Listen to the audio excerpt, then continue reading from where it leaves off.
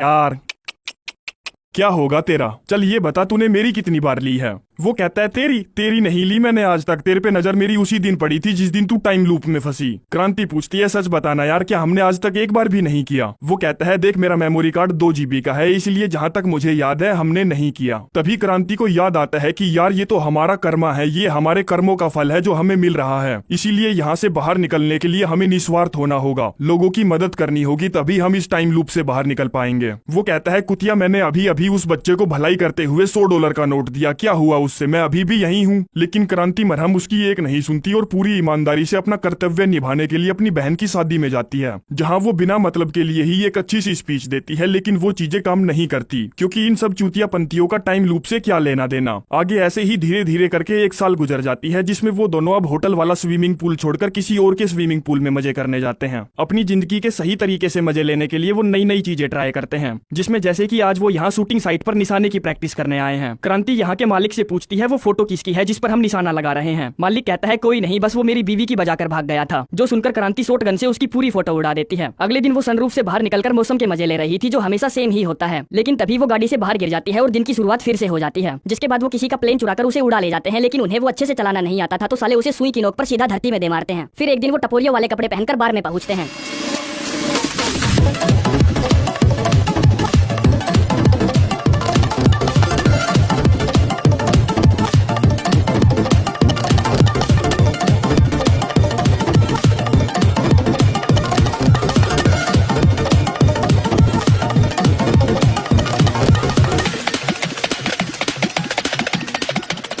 आगे एक दिन वो शादी में ही तमाशा खड़ा कर देते हैं, जिसमें जब दूल्हा दुल्हन केक काटने वाले थे, तभी मुट्ठीबाज वहाँ आता है और कहता है, रुक जाओ गंडियो, केक में टाइम बम है, पर तुम टेंशन मत लो, मैं बॉम्बरमैन हूँ, तुम सबको बचा लूंगा। जिससे सबकी भयंकर वाली फट जाती है कि भगवान आज बचा ले, तेरे चरणों में पूरा 101 रुपए का प्रसाद चढ़ाएंगे। फिर एक दिन क्रांति उसे बार में ले जाती है, जहाँ वो पता नहीं कौन सा 10 लाख साल वाला बर्थडे बनाती है या करोड़ साल वाला, पर उसकी आंखों में अब मुट्ठीबाज के लिए प्यार नजर आ रहा था। उसी रात वो लोग पहाड़ों के बीच एक टेंट लगाते हैं और प्यार भरी बातें करते हैं। क्रांति पूछती है, ये बता, यहाँ फंसने से पहले तू क्या काम करता था? जिस पर वो अपनी 2 GB की मेमोरी पर पूरा लोड दे देता है और कहता है, यार 10-15 साल गुजर चुके हैं, मुझे सच में याद नहीं है कि मैं पहले क्या काम करता था। जिसके बाद जब वो सोने जाते हैं तब क्रांति कहती है, चल यार, हमने आज तक एक बार भी नहीं किया, आज करते हैं, मुझे बहुत प्यार आ रहा है तुझ पर। जिस पर मुट्ठू धीरे धीरे पूरी रात मारता है उसकी। अगली सुबह क्रांति बहुत खुश नजर आ रही थी, तो वो आज थोड़ी देर और बिस्तर में पड़ी रहने का फैसला करती है। जिससे होता यह है कि रूम में उसकी बहन का फियोंसे आता है, यानी कि उसका होने वाला जीजा आता है, जो उससे कहता है, जल्दी फटाफट कपड़े पहन के निकल ले यहाँ से, वरना कोई आ जाएगा। जिससे उसको झटका सा लगता है कि यार, मैं आज तक जिस रूम में सोकर उठती थी वो रूम मेरा नहीं था, यानी कि लूप में फंसने से पहले वो अपने होने वाले जीजा के साथ बेदमादम कर रही थी। जो बात सोचकर उसका दिमाग खराब हुआ पड़ा था, तो वो मुट्ठीबाज की बातों पर जरा भी ध्यान नहीं दे पा रही थी। कहती है, तूने उस पुलिस की कार पर ध्यान दिया जो पिछले आधे घंटे से हमारा पीछा कर रही है? लेकिन मुट्ठीबाज को इससे घंटा भी फर्क नहीं पड़ता, क्योंकि दिन फिर से शुरू हो ही जाना था। जिस पर वो मजे लेने के लिए गाड़ी रोकती है और नौटंकी करके पुलिस वाले के पास जाती है। कहती है, मुझे बचा लो, उसने मेरी इज्जत लूट ली। पुलिस वाला कार से उतरता है और मुट्ठू पर अपनी गन तानता है। अब इससे पहले कि वो उसे ठोकता, क्रांति उसकी कार में बैठकर उसे ही ठोक देती है, जिससे उसके प्राण तो नहीं निकलते, पर वो अधमरा जरूर हो जाता है। इतने में वहाँ असली का पुलिस वाला भी आ जाता है, जो उन्हें करंट देकर बंदी बना लेता है। मुट्ठू क्रांति से पूछता है, ये क्या बकवास करने में लगी है तू? तुझे कितनी बार बताना पड़ेगा कि दर्द असलियत में होता है, तुझे ये छोटी सी बात समझ में नहीं आती क्या? वो कहती है, तूने ही तो कहा था, हम चाहे साला कुछ भी करे कोई फर्क नहीं पड़ता। मुट्ठू कहता है, फर्क पड़ता है, क्योंकि ये चीजें हमें कल भी याद रहने वाली हैं। वो कहती है, तू तो